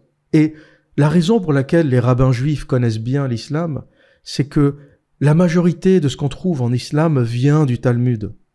D'où viennent les 4 femmes en islam? D'après vous, ça vient d'où? Ça vient du Talmud babylonien. Le Talmud rabbinique a supprimé ensuite cette autorisation. Mais à la base, dans le Talmud babylonien, la polygamie est autorisée. D'où vient cette idée de l'allaitement de l'enfant jusqu'à l'âge de 2 ans en islam? Elle vient du Talmud babylonien. Pareil. D'où vient la circoncision? Elle vient de la culture juive. L'islam est un jus de chaussettes talmudiques. Et avec le côté sectaire, parce que, bien sûr, qu'est-ce qu'on reproche au Talmud? On reproche cette notion de peuple élu. D'ailleurs, dans ce traité Sanhedrin 37a, il est précisé que celui qui tue une âme juive, ça ne s'applique pas aux autres, ça ne s'applique pas aux non-juifs. Le sectarisme est l'un des problèmes du Talmud. Il y a cette classe d'humains avec les juifs qui ont une âme qui sont au-dessus de tout le monde, et il y a tous les autres. Et bien sûr, l'islam a essayé de copier ça. L'islam a essayé d'instaurer cette idée du peuple élu. Il y a une espèce de suprémacisme racialiste dans l'islam, dans le Coran. S'il faut tuer tous les non-musulmans, c'est qu'ils ne sont pas égaux aux autres. Et ça, c'est une inspiration talmudique. L'idée du peuple élu a créé une espèce de jalousie chez les premiers musulmans et chez les califes qui ont essayé de la mimer. Donc on retrouve dans l'islam cette tentative du peuple élu, cette tentative de faire des musulmans le peuple élu qui est le meilleur parce qu'il a reçu la dernière révélation, la plus complète, la parfaite, etc. Mais tout ça, ce n'est, encore une fois, qu'un mimétisme talmudique. Donc tous ceux qui font des réfutations, à chaque fois ils m'écoutent, ils vont faire des réfutations, l'observateur dit n'importe quoi, je l'ai réfuté. Réfutez-moi sur ça, je vais vous mettre à l'écran, côte à côte, l'extrait du Talmud babylonien, le traité Sanhedrin 37a, et je vous mettrai à côté Surat al-Maïda, verset 32. Expliquez-moi pourquoi Allah a copié un rabbin juif. Expliquez-moi pourquoi le créateur de l'univers, de la Voie lactée, des trous noirs, de la gravité, de la lumière, a copié le texte d'un rabbin juif. Votre religion est un jus de chaussettes de Talmud. Arrêtez de critiquer le Talmud, arrêtez de ramener sans arrêt le Talmud comme le truc interdit que personne ne veut critiquer. Votre religion, c'est un jus de chaussettes de Talmud. C'est la même chose. Et j'ai envie de dire, c'est la même merde. Vous nous cassez les couilles avec vos religions abrahamiques. Ça fait 3000 ans que vous nous cassez les couilles, tous. Talmud, Coran, Hadith, Tafsir, vous nous faites chier. On en a ras le cul de vos histoires, de vos amis imaginaires. Vous avez pourri l'humanité. On n'avait pas besoin de ça en Europe. Nous, on est des païens. On avait nos dieux, notre imaginaire, mais ça n'a rien à voir avec ce délire. Les dieux grecs, romains, les panthéons n'ont rien à voir avec ce délire de Yahvé, de machin, de Allah. Ça n'a rien à voir. C'est beaucoup plus intéressant, beaucoup plus démocratique. Moi, je m'éclate quand je m'intéresse aux dieux grecs. Ils se bagarrent entre eux, ils se jalousent. Les humains jalousent les dieux parce qu'ils sont immortels. Les dieux jalousent les humains parce que justement, ils sont mortels. Et immortels, c'est chiant. Vivre comme ça éternellement, c'est chiant. À un moment, tu t'ennuies. Donc, dans la mythologie grecque, t'as des dieux qui jalousent les humains, justement parce que le mortel a de la chance. Il est de passage, il meurt, et puis voilà, il n'est pas condamné comme ça à vivre éternellement. C'est génial, la mythologie grecque. À côté, votre merde, on se fait chier. Vos religions abrahamiques de merde, on se fait chier, les mecs. Philosophiquement, on a perdu. On est descendu d'un étage, on a perdu. D'ailleurs, ce qui a rendu la religion chrétienne plus intéressante et plus tolérable, c'est sa contamination par la philosophie grecque. On dit souvent, on est une civilisation judéo-chrétienne. En réalité, pas vraiment. On est une civilisation helléno-chrétienne. Helléno-chrétienne, c'est le christianisme qui, au contact de la culture grecque, s'adoucit. Il devient européen. Il devient tolérable. Ce qu'on appelle ce christianisme qui est plus doux, plus ouvert, plus malléable, en réalité, c'est l'helléno-christianisme. C'est un christianisme qu'on a transformé. Et autre chose, en plus d'avoir copié le Talmud, les rédacteurs du Coran n'ont rien pigé. Parce que le Talmud, et c'est quelque chose qu'on peut reconnaître au Talmud, c'est sa précision. Les rabbins juifs, vous pouvez les aimer, les critiquer, etc. Et je ne suis pas juif, je suis pas en train de faire l'éloge du judaïsme, loin de là. Mais il y a une chose pour laquelle on doit rendre crédit aux rabbins juifs, c'est leur précision. La minutie et la précision. À côté, les tafsirs, le Coran, c'est un bordel monstre. Et je vais vous donner clairement l'exemple. Dans le tafsir de Ibn Kathir, il n'arrive pas à nous expliquer c'est quoi ce truc qui a tué un homme, a tué l'humanité, qui a sauvé un homme, a sauvé l'humanité. Il n'arrive pas en fait. Il nous dit voilà, c'est comme ça. Ça veut dire ce que ça veut dire. Mais lorsqu'on lit le Talmud, on a l'explication de ça. C'est quoi l'origine de ce texte ? C'est le récit de Caïn et Abel, les deux enfants d'Adam et Ève. Et tel qu'interprété dans la tradition juive, c'est présenté comme le premier meurtre dans l'histoire humaine. Après que Caïn ait tué son frère Abel par jalousie, Dieu le confronte et lui demande « Où est ton frère Abel ?» Caïn répond « Suis-je le gardien de mon frère ?»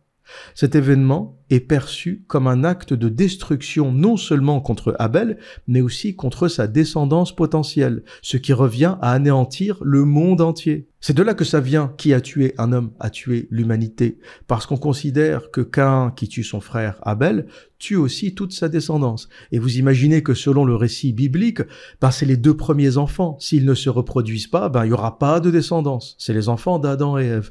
Donc, t'élimines un enfant, t'as quasiment éliminé l'humanité. Voilà d'où vient ce texte. Et le Talmud utilise ce récit pour illustrer que le meurtre est une offense qui dépasse le simple acte physique. Il détruit non seulement une vie, mais il détruit également toute sa descendance. C'est ça le message de ce passage du Talmud. Quand tu tues quelqu'un, tu ne tues pas que la personne. Tu tues sa potentielle descendance. On ne sait pas, peut-être qu'il aurait eu des enfants, une progéniture. Tu as tué une part de l'humanité. Ça, c'est l'explication talmudique. Et si vous me dites comment le Coran explique ce passage, il l'explique pas. Le Coran copie. Il a copié un texte des rabbins, il sait même pas d'où ça vient. Ça doit être un des scribes des califes, il a trouvé ça. Il a trouvé ça bien, il avait un Talmud qui traînait comme ça sur la table, il a dit « Ah, c'est bien ça !» Ah si, pas mal. Il a tué l'humanité, il a tué tout le... mets-moi ça, page 24. Mets-moi ça, page 24, ça fait bien ça. Ça fait bien. C'est aussi con que ça. Le Coran, c'est un lectionnaire, c'est un ramassis de textes dans tous les sens, sans aucune cohérence. C'est un bordel monstre. Essayez de lire le Coran du début à la fin. C'est un bordel monstre. Ça ne se lit pas comme un roman, comme un texte cohérent. Ça saute du coq à l'âne et... Pour vous donner l'exemple concret, dans la sourate Al-Maïda, verset 32, on a ce texte qui peut paraître un peu humaniste, même si personne n'a compris le fond dans la tradition islamique. C'est pourquoi nous avons prescrit pour les enfants d'Israël que quiconque tuerait une personne non coupable d'un meurtre ou d'une corruption sur terre, c'est comme s'il avait tué tous les hommes, etc., etc. Et juste après, verset 33, juste après ce verset soi-disant humaniste, verset 33, la récompense de ceux qui font la guerre contre Dieu et son prophète, et qui s'efforcent de semer la corruption sur terre, c'est qu'ils soient tués ou crucifiés, ou que soient coupées leurs mains et leurs jambes opposées, ou qu'ils soient expulsés du pays. Vous avez compris le bordel qu'est le Coran ? Verset 32 de Sourate Al-Maïda, qui tue un homme a tué l'humanité tout entière. Verset 33, la récompense de ceux qui font la guerre contre Dieu et son prophète, c'est qu'ils soient tués ou crucifiés, ou que soient coupées leurs mains et leurs jambes opposées, ou qu'ils soient expulsés. Vous avez vu la contradiction d'un verset à l'autre ? Et tout le Coran, c'est comme ça. C'est bordélique, ça passe du coq à l'âne, ça passe de « faut sauver l'humanité » à « coupez-leur la main et le pied opposés ». Et en réalité, c'était pas un verset humaniste. Le Coran a récupéré ce texte du Talmud pour expliquer que cela ne s'applique qu'aux musulmans qui n'ont pas trahi Allah et son prophète. Le verset 32, sa version islamique, c'est un verset vicieux. Quiconque tuerait une personne non coupable d'un meurtre ou d'une corruption. Si tu tues la personne coupable d'un meurtre ou d'une corruption, ça passe, c'est halal. Et vous avez compris que la corruption en islam, c'est faire la guerre à Allah et son prophète. C'est ça la corruption. Donc ce n'est pas qui tue une personne, c'est comme s'il avait tué tous les hommes. Qui tue une personne non coupable d'un meurtre ou d'une corruption sur terre, c'est comme s'il avait tué tous les hommes. C'est pour ça que le verset 32 continue en nous expliquant ceux qui font la guerre à Allah et son prophète, faut les tuer, les crucifier, leur couper le pied et la main opposés les chasser. Tout le Coran tourne autour de la protection du dogme. Comme c'est un dogme minable, mauvais, comme c'est un texte médiocre, la seule façon pour qu'ils vivent, c'est de tuer les mécréants. Parce que, à la base, si le Coran c'était un bon livre, c'était un beau livre, on n'aurait pas besoin de tuer les gens pour qu'ils y adhèrent. Personne ne critiquerait Allah parce que ça serait un Dieu bon, généreux, etc. Mais comme c'est un texte de merde, dès sa naissance, il y avait beaucoup de critiques de l'islam. Des philosophes, des poètes, à la Mecque n'existait pas, donc c'était plutôt Médine, Yatrib, critiquaient déjà l'islam, critiquaient déjà cette religion. Donc, comment faire? C'est certainement le dilemme qu'ont eu les califes. Comment faire pour qu'un texte médiocre survive? Comment faire pour qu'un texte de merde qu'on a forcé à devenir une religion survive? Il faut tuer les critiques. C'est ce que font les dictateurs. Ils tuent les critiques. Voilà pourquoi il y a autant d'appels au meurtre des mécréants en islam. C'est pour que survive un texte de merde. Et ça a plutôt bien marché pendant 14 siècles. Jusqu'à aujourd'hui encore, t'as plein de journalistes qui ont peur de dire ça, qui ont peur de critiquer l'islam, parce qu'ils ont peur de mourir. Donc, ça a été très efficace. La seule chose qui est en train de changer la donne, c'est Internet. Pourquoi? Parce que un djihadiste ne peut rien faire contre un serveur en Californie. Une fois que cette vidéo est sortie, elle est là pour l'éternité. S'il y a des islamistes qui m'écoutent et que ça dérange, grattez-vous. On se gratte le cul, on se détend. Cette vidéo, elle est là pour l'éternité. Que ça te plaise ou pas. Je pisse sur ton prophète et sur Allah et sur ta religion, matin et soir. Je chie dessus. Et tu sais quoi? Tu ne pourras rien faire. Tu vas écouter et tu vas fermer ta gueule. Peut-être pour la première fois de ta vie. Je sais que t'as pas l'habitude. D'habitude, tu vas à la mosquée et t'écoutes ton imam pendant 4 heures. Non, les mécréants, le djihad, faut tous les tuer. Je sais, la Palestine, je sais, t'as l'habitude de ça. Tu pleures comme ça, t'as l'imam qui pleure, nos frères en Palestine. Pour la première fois de ta vie, tu vas fermer ta gueule. Tu vas fermer ta grande gueule. Et tu vas écouter. Dans les années à venir, tu vas assister à la destruction méthodique, méticuleuse de ce dogme mortifère. C'est une première en 14 siècles. Ça n'est jamais arrivé. Internet et le dieu Google vont tuer Allah. Il faut l'accepter, regarder, pète le popcorn et regarde. C'est un spectacle. C'est un spectacle. Et au sujet de ce verset que les imams nous sortent à chaque attentat, c'est pourquoi nous avons prescrit pour les enfants d'Israël que quiconque tuerait une personne a tué l'humanité, etc. Voilà ce que nous dit le tafsir, parce que l'exégèse nous explique ce que ça veut dire. 2 points, ouvrez les guillemets. Un grand nombre de prophètes furent envoyés aux fils d'Israël avec des preuves irréfutables, et même après cela, la plupart d'entre eux ont continué à commettre des excès. Des paroles qui renferment des réprimandes pour avoir persisté dans leurs méfaits et péchés sciemment. On donne l'exemple de 2 tribus juives, Banu Koraïda et An-Nadir. Et vous savez que c'est les 2 tribus que le prophète a massacrées intégralement. J'ai fait une vidéo sur le sujet, l'hyperviolence en islam. Le prophète a massacré intégralement 2 tribus de Médine, Banu Nadir et Banu Koraïda, ou Koraïda. Il y en a qu'une seule qui a survécu, c'est les Banu Amir. Et l'explication du verset 32, c'est pourquoi nous avons prescrit pour les enfants d'Israël que quiconque tuerait une personne, c'est comme s'il avait tué tous les hommes. L'explication de ça, coranique bien sûr, pas l'explication talmudique. L'explication talmudique fait beaucoup plus de sens. C'est l'histoire de Caïn et Abel, c'est beaucoup plus logique. Les enfants d'Adam et Ève, tu comprends tout de suite la logique. L'explication islamique, c'est que Allah a prévenu les Juifs, ça tourne toujours autour des Juifs, Allah a prévenu les enfants d'Israël, ils n'ont pas écouté, donc on les a massacrés. Il justifie le massacre des Banu Koraïda et des Banu Nadir par ce verset. Voilà la vérité de l'islam, voilà ce que cache l'islam, voilà ce que les imams des plateaux télé tentent de cacher. Maintenant, mes amis, on va faire un petit festival des versets de l'épée. Un festival des versets qui appellent à la mort en islam. Il y en a plusieurs et je vous en ai sélectionné quelques-uns. Tout d'abord, il y a la sourate 2, verset 191, la sourate Al-Baqarah, qui nous dit « Et tuez-les où que vous les rencontriez ». Ça change, hein. Vous voyez que le vocabulaire change un peu de sourate At-Tawbah. « Et tuez-les où que vous les rencontriez, et chassez-les d'où ils vous ont chassés. L'association est plus grave que le meurtre.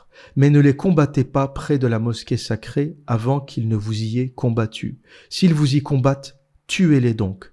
Telle est la rétribution des mécréants. » C'est beau, hein, tout de suite, ça respire la paix, l'amour, la fraternité, le vivre ensemble, le direct. Sourate Al-Baqarah, verset 191, le vivre ensemble. Sourate 3, verset 28, Al-Imran. Voilà ce que nous dit ce verset. Que les croyants ne prennent pas pour alliés des infidèles au lieu des croyants. Quiconque agit ainsi n'appartient plus à Allah, à moins que vous ne cherchiez à vous protéger d'eux. Allah vous met en garde contre lui-même. Et c'est à Allah le retour. Là, c'est un verset qui te dit que tu ne peux pas prendre d'alliés parmi les infidèles. Tu ne peux pas avoir d'amis parmi les non-croyants. Voilà ce que dit le Coran. Vous avez compris le problème du vivre ensemble? Vous avez compris pourquoi cette religion mène à la guerre civile? Partout où elle s'installe, au Liban, en Algérie, vous avez compris pourquoi partout où elle s'installe, elle finit en guerre civile? Un texte soi-disant divin qui te dit « Ne prenez pas pour alliés des infidèles au lieu des croyants. Quiconque agit ainsi n'appartient plus à Allah. » Le Créateur de l'univers t'interdit de prendre un ami chrétien, juif, bouddhiste, etc. Et vous voulez faire société? Vos textes, votre Coran vous interdit de vivre avec nous. Et vous voulez qu'on fasse société avec vous? Quand vous parlez de vivre ensemble, vous êtes des menteurs en fait. Vous savez très bien que c'est faux. Vous savez très bien que le Coran vous interdit ça. Vous êtes des menteurs. On continue le festival toujours avec Sourate Al-Imran, verset 85. Et quiconque désire une religion autre que l'islam, il ne sera point accepté de lui, et il sera, dans l'au-delà, parmi les perdants. En gros, t'es musulman ou tu dégages, il n'y a rien d'autre. Tolérance zéro. Sourate 8, verset 12, Al-Anfal. Al-Anfal, c'est le deuxième réacteur nucléaire du terrorisme. La sourate At-Tawbah, c'est le premier. Al-Anfal, c'est le deuxième. Sourate Al-Anfal est terrifiante. J'ai noté au moins 3 versets de sourate Al-Anfal. Je vais commencer par le verset 12. Et ton Seigneur révéla aux anges, je suis avec vous. Affermissez donc ceux qui ont cru. Je vais jeter l'effroi dans les cœurs des mécréants. Frappez donc au-dessus des coups et frappez-les sur tous les bouts des doigts. Vous savez ce que ça veut dire, frapper au-dessus des coups? C'est égorger, c'est frapper avec l'épée au-dessus des coups. Frapper les coups, c'est égorger. C'est une sourate qui appelle au meurtre des mécréants. Je vais jeter l'effroi dans le cœur des mécréants. Frappez donc au-dessus des coups et frappez-les sur tous les bouts des doigts. Alors, c'est là où tu vois que le niveau littéraire du Coran est éclaté au sol. Frapper au-dessus des coups, bon, le mec, tu lui dissocies la tête du corps, t'as pas besoin de lui frapper les doigts. C'est pas la maîtresse d'école. N'importe quoi. Ce texte, c'est incroyable. Je me bidonne. Je devrais pas rire parce que c'est un texte violent. C'est un texte qui appelle à égorger les mécréants. Vous imaginez le délire? Mais ça me fait rire parce que ça finit avec frapper les bouts des doigts. Le niveau littéraire du Coran, mais c'est éclaté au sol. Les gens qui te disent c'est un livre parfait, on peut pas faire mieux. Si, on peut faire mieux. Moi, j'enlèverais par exemple frapper sur les bouts des doigts. Hein. Je pense que dissocier la tête du corps en frappant le cou, c'est suffisant. Hein. Après, tu peux lui taper. Après, tu peux lui taper les doigts comme une maîtresse d'école si t'as envie dans les années 50. Mais ça servira pas à grand chose. Sourate Al-Anfal, toujours, verset 60. Et préparez pour lutter contre eux tout ce que vous pouvez comme force et comme cavalerie équipée, afin d'effrayer l'ennemi d'Allah et le vôtre, et d'autres encore que vous ne connaissez pas en dehors de ceux-ci, mais qu'Allah connaît. Et tout ce que vous dépensez dans le sentier d'Allah vous sera pleinement rendu, et vous ne serez point lésés. Là, c'est le verset qui prépare au djihad. Là, Surat Al-Anfal, verset 60, est préparé pour lutter contre eux. Contre eux, c'est les mécréants. C'est moi, c'est vous, c'est les gens qui m'écoutent. C'est un verset coranique. J'aimerais bien que, sur un plateau télé, vraiment le jour où ça arrivera, on aura sauvé la civilisation occidentale.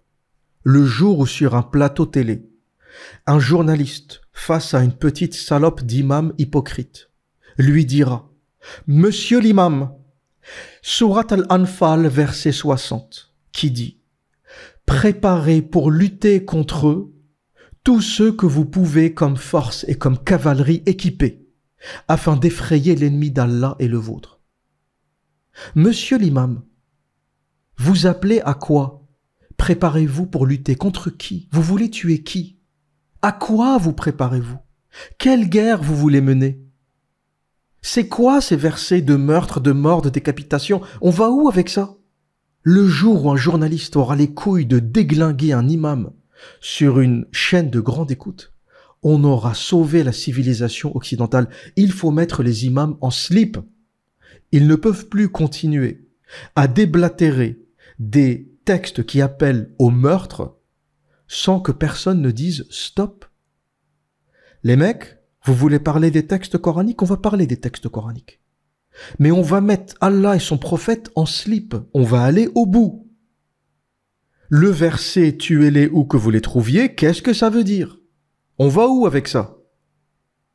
Verset 65, toujours de Surat Al-Anfal. Celle-là, elle est gratinée. Hein. Ô prophète, encourage les croyants au combat. S'il se trouve parmi vous 20 endurants, ils vaincront 200. Et s'ils s'en trouvent 100, ils vaincront 1000 mécréants, parce que ce sont vraiment des gens qui ne comprennent pas. Encore une sourate qui appelle à la guerre, direct. Direct, elle encourage les croyants à tuer les mécréants. Avec une espèce d'encouragement, c'est pas grave si vous êtes en minorité, 20 d'entre vous peuvent tuer 200. Et 100 vaincront 1000. Ensuite, il y a bien sûr la sourate 9, verset 5, mais ça, je vais pas vous le lire, c'était sur ma liste, mais on a commencé le podcast avec, hein, c'est la sourate, c'est vraiment le réacteur nucléaire du terrorisme, hein, tuez-les où que vous les trouviez, sourate 9, verset 5, mais il y a aussi sourate 9, verset 123, comme si Allah n'en avait pas dit suffisamment, il en rajoute une couche, et voilà ce que nous dit ce verset, « Ô vous qui croyez, combattez ceux des mécréants qui sont près de vous, et qu'ils trouvent de la dureté en vous, et sachez qu'Allah est avec les pieux. » Vous imaginez le danger de ce truc? Vous imaginez le danger du texte islamique pour celui qui y croit vraiment? Donc t'as quelqu'un qui est musulman, il est en train de lire son texte, là, voilà, il est chez lui, il lit son Coran, la spiritualité, c'est beau! C'est beau! J'en vois hein, des gens dans l'avion, dans le train, dans le métro, qui lisent le Coran. Je sais pas s'ils comprennent en fait. Qu'est-ce que tu lis? Qu'est-ce que tu lis? At-Tawbah, verset 123? Ô vous qui croyez, combattez ceux des mécréants qui sont près de vous. Et le mec, quand il lit ça, par exemple, moi je suis à côté de lui, tu vois, je suis évidemment un mécréant, et il le sait, tu vois, ça se voit physiquement, ça se voit que je suis un mécréant. Je suis à côté de lui. Quand il lit son Coran, il pense à quoi? Sérieusement, question aux musulmans, quand vous arrivez à la page, je sais pas quoi, sourate 9, verset 123, et que vous êtes assis comme ça dans le train, vous êtes dans un pays de koufars, hein, donc toute la rame de train, c'est des koufars. Et toi, t'es là en train de lire, ô vous qui croyez. Allah, il te parle à toi. Hein. Ô vous qui croyez.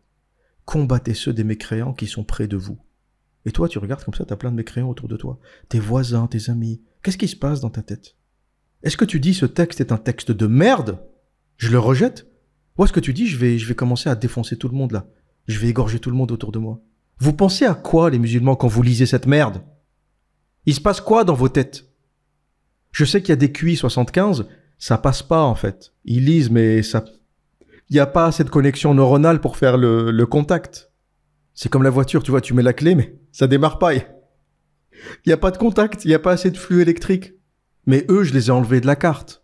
Les quotients intellectuels 75, c'est pas à eux que je m'adresse. Moi, je m'adresse aux musulmans qui ont le quotient intellectuel suffisant pour comprendre ce que je dis. Je sais qu'il y a des gens, je sais qu'il y a des QI bas qui ne comprendront rien à ce podcast. Je sais qu'il y a des QI bas qui vont passer au travers de tout ça, Surat At-Tawbah, Al-Anfal, c'est pas grave, ils vont zapper et ils vont retourner à leur pratique, comme si de rien n'était. Mais eux, pour moi, c'est sans espoir. Le seul espoir, c'est que voilà, le temps fasse son travail, il y a des générations qui passent, les gens vieillissent, meurent, et mon espoir, c'est que les générations futures soient meilleures. En tout cas, j'espère. Mais j'ai aucun espoir qu'un QI 75 puisse comprendre. L'intelligence, c'est une réalité. Des QI bas ne comprendront pas ce qu'on est en train de dire là, qui paraissent des évidences à la majorité des gens avec un QI normal, 90, 91, la moyenne européenne, quoi. Mais t'as plein de gens qui ne comprendront pas ça. Et eux, c'est pas grave, c'est la vie, c'est comme ça. Faudra attendre une prochaine génération. C'est pour ça que la mort, c'est utile. Ça permet de nettoyer les vieux crasseux qui n'arrivent pas à changer de mentalité. C'est comme ça qu'on évolue. Les 68ards, les boomers vieillissent, meurent, et on a une nouvelle génération. Je l'espère meilleure, je le pense meilleure. Vous imaginez si les boomers étaient immortels? Vous imaginez si tous les gauchistes étaient immortels? Heureusement que la mort existe, que la vieillesse existe, que les gens meurent. Ça permet un renouvellement générationnel. Ça permet aux nouvelles idées d'émerger. Sinon, si on était tous immortels, vous imaginez, ça veut dire qu'aucun des politiciens qu'on connaît là, t'en as aucun qui va vieillir et mourir. Vous imaginez le carnage, vous imaginez les idées de crasseux qu'on va se trimballer pendant des siècles. La mort permet le renouvellement générationnel. Donc, mon espoir, c'est que les QI bas finissent par mourir. J'espère que ils transmettront pas ce QI à leurs enfants et que leurs enfants, avec le savoir, la connaissance, vont découvrir ces textes et ne seront pas comme leurs parents fanatiques et islamisés. Voilà mon espoir réel et authentique et honnête. Et la dernière sourate de ma liste, dernier verset, dernière sourate de l'épée, la sourate des terroristes, c'est la sourate 47, verset 4. Et la sourate 47, c'est la sourate de Mohammed. Et voilà ce qu'elle nous dit. « Lorsque vous rencontrerez au combat ceux qui ont mécru, frappez-en les coups. » C'est incroyable, putain, il y a que ça, frappez-les, tuez-les, égorgez-les. « Lorsque vous rencontrerez au combat ceux qui ont mécru, frappez-en les coups. Puis, quand vous les avez dominés, enchaînez-les solidement. Ensuite, c'est soit la libération gratuite, soit la rançon, jusqu'à ce que la guerre dépose ses fardeaux. Ainsi il en est. Si Allah voulait, il se vengerait lui-même d'eux, mais c'est pour vous éprouver les uns les autres. Et ceux qui y sont tués dans le sentier d'Allah, il ne rendra jamais vaines leurs actions. Vous avez compris la dangerosité de ce verset? Vous imaginez les terroristes qui sont prêts à l'acte, qui lisent ça? Lorsque vous rencontrerez au combat ceux qui ont mécru, frappez-en les coups. Frapper les coups, c'est égorger, hein. C'est ça, c'est couper à l'épée. C'est dissocier la tête du corps. Et ensuite, on a toujours le côté sadique de l'islam. Puis, quand vous les avez dominés, enchaînez-les solidement. Le créateur de l'univers qui te demande d'enchaîner des gens juste parce que c'est des mécréants, parce qu'ils ne croient pas en Dieu. Le gars, juste parce qu'il est athée, tu vas le décapiter, tu vas lui trancher la gorge. Et pour ceux qui ont survécu, tu vas les enchaîner. Et ensuite, on a une espèce d'hypocrisie de merde, parce que le gars qui a écrit ça, il a compris que les gens dotés de logique vont dire « Mais Allah, c'est le créateur de l'univers, il peut faire ça tout seul. Pourquoi il envoie des soldats à chaque fois pour aller tuer les autres? Il a créé l'univers, la voie lactée, la lumière, la gravité. Il n'est pas foutu d'aller tuer un mécréant de la Mecque. » Donc il s'est dit, l'hypocrite, le petit fils de pute qui a écrit ce texte, il s'est dit, je vais ajouter ce passage. Si Allah voulait, il se vengerait lui-même. Mais c'est pour vous éprouver les uns les autres qu'il vous envoie, vous, à aller faire des dingueries, à aller tuer des profs de collège, à les décapiter sur le trottoir. L'auteur de ce texte est un putain de sadique, c'est un malade, c'est un vicieux. Vous comprenez d'où vient le terrorisme? Vous comprenez d'où vient le djihad? Vous comprenez d'où vient Charlie Hebdo, le Bataclan, Samuel Paty? Vous comprenez d'où ça vient? Ça vient de Sourate At-Tawbah, de Sourate Al-Anfal et de Sourate Muhammad. Les sourates du djihad, les versets de l'épée, les versets des terroristes, le réacteur nucléaire du terrorisme, c'est ces versets-là. Il faut en parler. Il ne faut plus laisser ces textes aux imams. Il faut en parler. Parlez-en autour de vous. Diffusez l'information. Voilà devant vous les textes responsables de la violence. Voilà devant vous les textes qui risquent de nous mener à la guerre civile. Voilà devant vous les textes qui ont fait couler le sang partout où l'islam a été appliqué. Ne laissez pas ces textes cachés. Ne laissez pas ces textes entre les mains des imams. Ne laissez pas ces textes entre les mains de pervers vicieux qui ne veulent pas qu'on connaisse la vérité de l'islam. Partagez cette connaissance partout autour de vous. Cette religion doit être dévoilée au monde dans toute sa médiocrité, dans tout son vice, dans toute son hypocrisie, dans toute sa méchanceté. Tout le monde doit connaître ces textes. C'est ces textes-là qui ont mené à la décapitation de Samuel Paty. C'est ces textes-là qui ont mené à Charlie Hebdo au Bataclan. Ce n'est rien d'autre. C'est ces textes-là.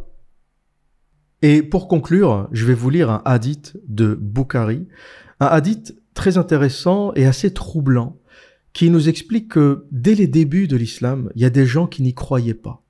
Dès le début, il y a déjà des gens qui savaient que l'islam était un truc bizarre, qui devait un jour ou l'autre, ou qui devra un jour ou l'autre s'effondrer. Ce hadith, c'est le Sahih Muslim 146. Et je vais vous le lire, et écoutez attentivement ce qu'il nous dit. 2 points, ouvrez les guillemets.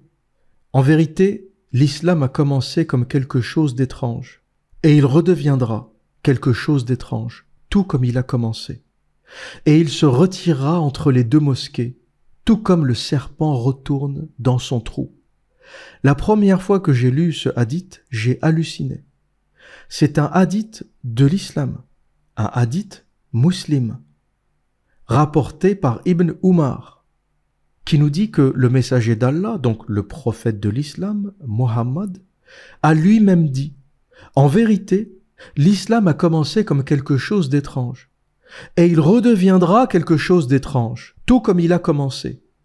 Et il se retirera entre les 2 mosquées, tout comme le serpent retourne dans son trou. » Il y a dans les textes islamiques une prédiction concernant la fin de l'islam. Il y a un hadith qui nous dit que l'islam redeviendra un jour quelque chose d'étrange comme il a commencé. Ça a toujours été quelque chose d'étrange et ça restera quelque chose d'étrange. Et vers sa fin, cette religion deviendra tellement étrange qu'elle retournera dans son trou comme un serpent, comme le serpent qui retourne dans son trou, écrit noir sur blanc dans un hadith. C'est incroyable lorsqu'on y pense, c'est une prédiction qui a été faite il y a 1200 ans peut-être. Les hadiths ont été écrits, compilés 200, 250 ans après la mort du prophète.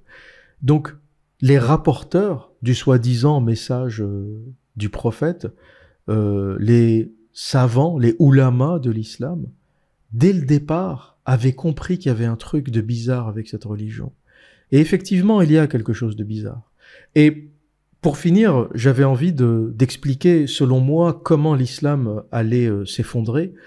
L'islam, c'est quelque chose de fragile, par opposition à antifragile. Vous savez, Taleb Nicolas Nassim a développé ça dans son livre du même nom, Antifragile. Il a expliqué que les choses antifragiles étaient solides. Par exemple, un entrepreneur est antifragile. Pourquoi ? Parce qu'il travaille pour lui-même. Si jamais l'économie va mal, si jamais il y a moins de travail, il va arriver à se débrouiller, il va arriver à trouver des clients. Le salarié est fragile. Pourquoi ? Parce que le salarié est habitué à travailler pour quelqu'un. Dès qu'il se fait virer, il sait plus rien faire. Il s'inscrit au chômage et il attend. Donc, le salarié est fragile par opposition à l'entrepreneur qui est antifragile. Les entreprises de la bourse sont antifragiles. Elles se retournent, elles se développent, elles trouvent de nouveaux marchés. Et si on compare ou si on transpose ça à l'islam, on pourrait faire une comparaison entre le christianisme et l'islam.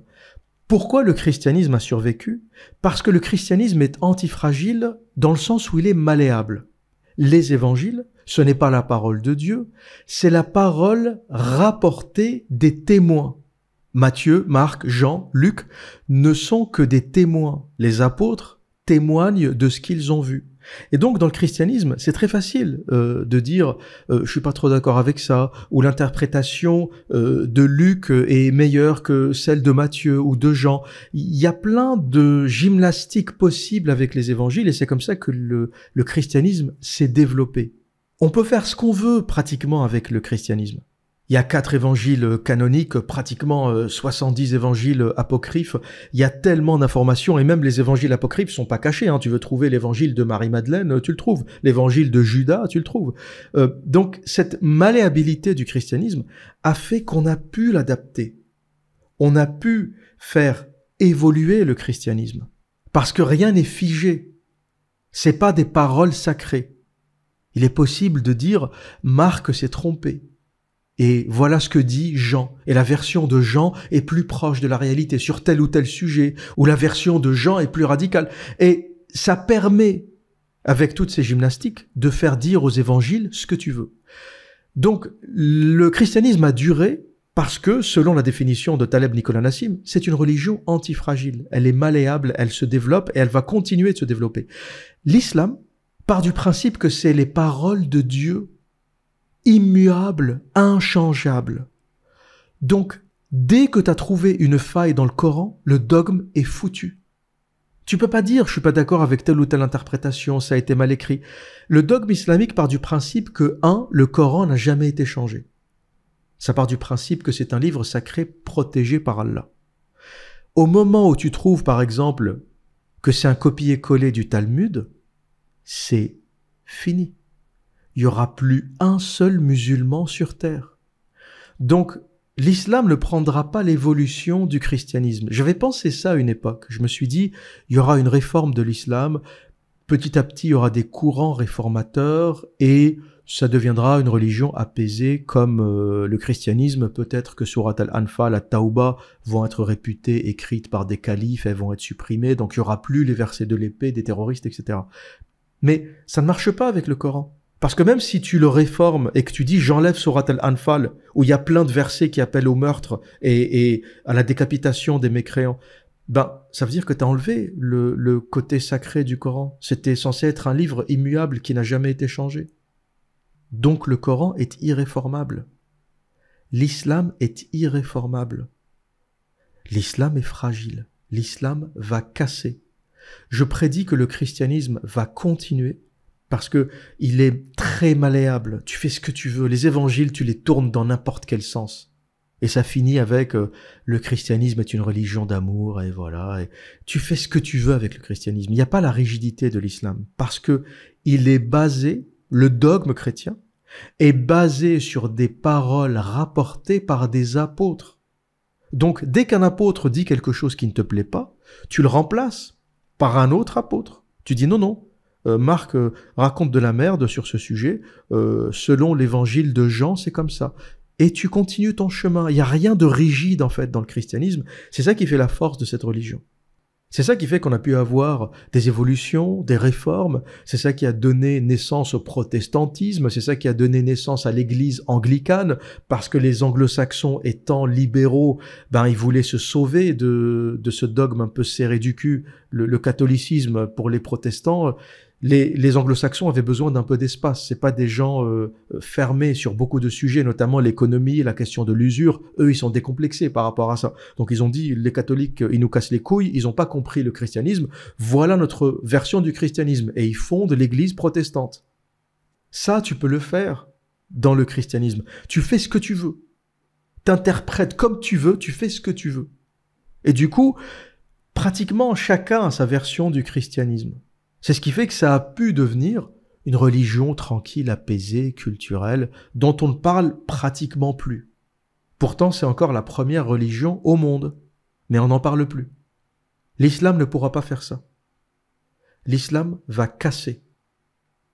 Parce que sa rigidité, ce dogme bidon selon lequel ce livre a été écrit par Allah, un livre qui est une espèce de patchwork complètement éclaté au sol, avec des erreurs de calcul, d'arithmétique, des bouts copiés du Talmud sans vraiment comprendre le vrai sens, une espèce de lectionnaire chrétien bricolé par les judéo-nazaréens.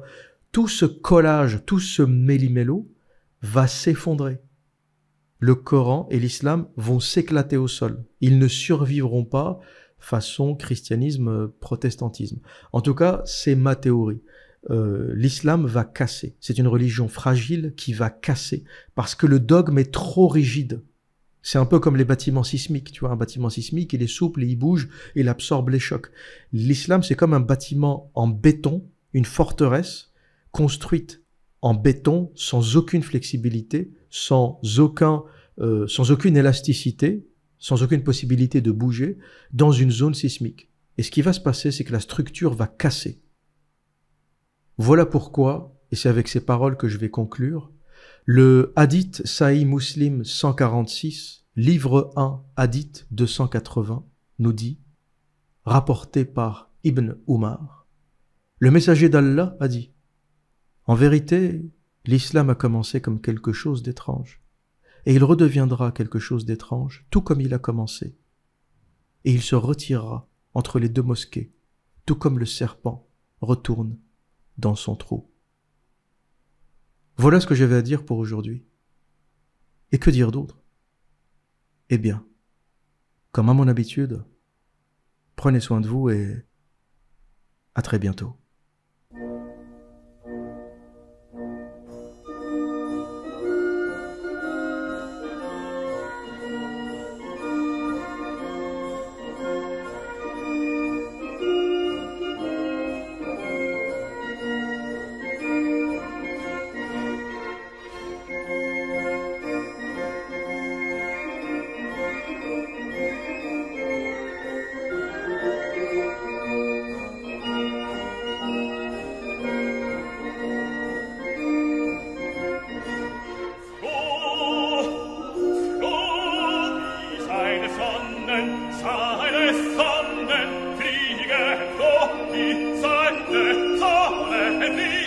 Durch des Himmels